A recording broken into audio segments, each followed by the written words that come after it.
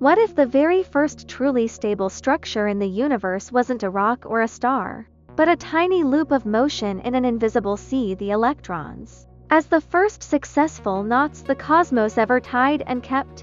In the energy filament theory, an electron is not a point with no size. It is a short strand of the energy sea that has been curled up, pulled tight and closed into a loop that can keep circulating without falling apart. Picture the microscopic world as a restless ocean of energy where thin filaments are constantly being jostled, bent and twisted.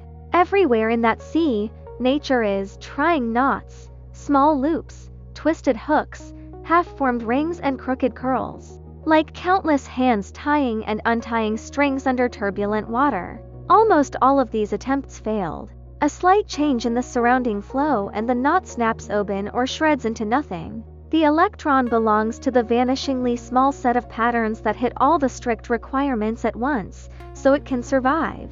It succeeds because it gets three crucial things right. First, it closes into a loop rather than remaining a straight filament that the sea can simply grab and tear. Like joining the ends of a rope into a ring, you remove the weak free ends that are easiest to pull apart. Second, inside that ring, motion never stops. The filament's tension drives a steady internal circulation, like a tiny hula hoop spinning underwater.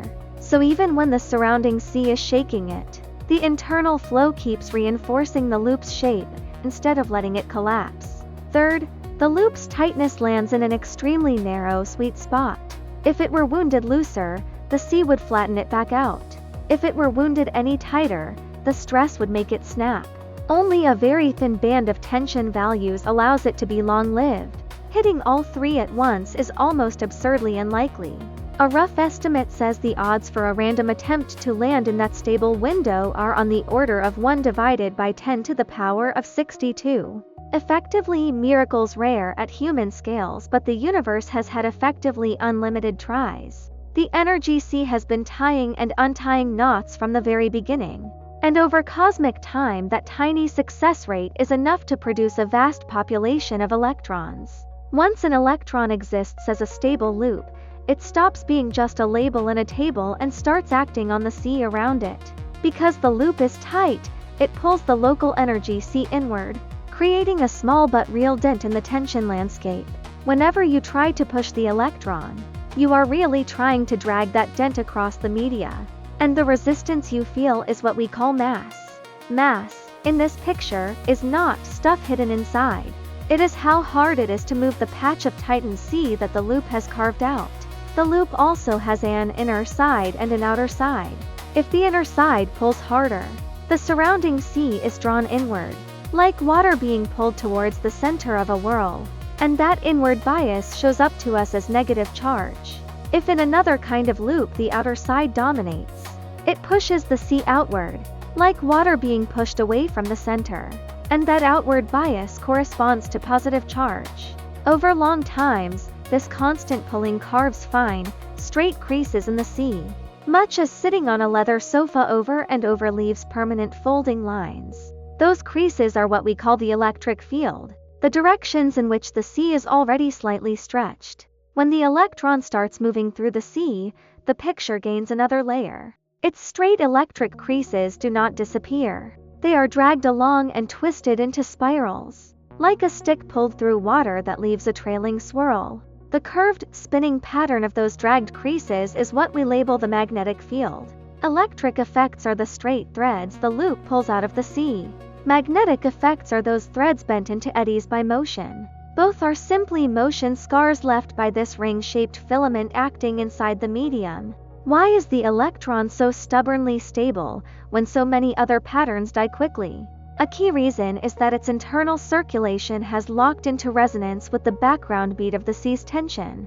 Imagine two dancers on a shaking stage. If their steps match the vibration of the floor, they can keep dancing smoothly even as the stage vibrates. If they are out of sync, they eventually trip and fall apart.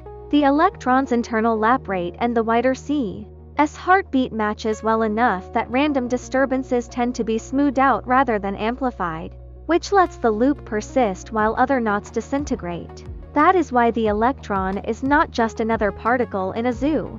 It is the first truly durable building blocking the energy sea manages to build. Without electrons, atoms could not form, because there would be no stable loops to scaffold the outer structure around a nucleus. Without electrons, atoms could not form bonds, so chemistry would never assemble stable molecules. Without electrons, the interstellar gas that fills galaxies could not hold its large-scale ionized networks, and the complex molecules required for life would never have a chance to exist. Seen this way, the electron is the energy sea's first reliable tool. Once the sea learned how to curl a filament into this particular loop and keep it alive, it could reuse that pattern again and again to stack atoms, molecules, stars, and eventually observers. The first stable ring in the universe is not poetic exaggeration. It is a very literal claim that this special loop was the first microscopic structure that could survive long enough for everything else to be built on top of it. Tap follow, share it on New Physics, Clear Universe.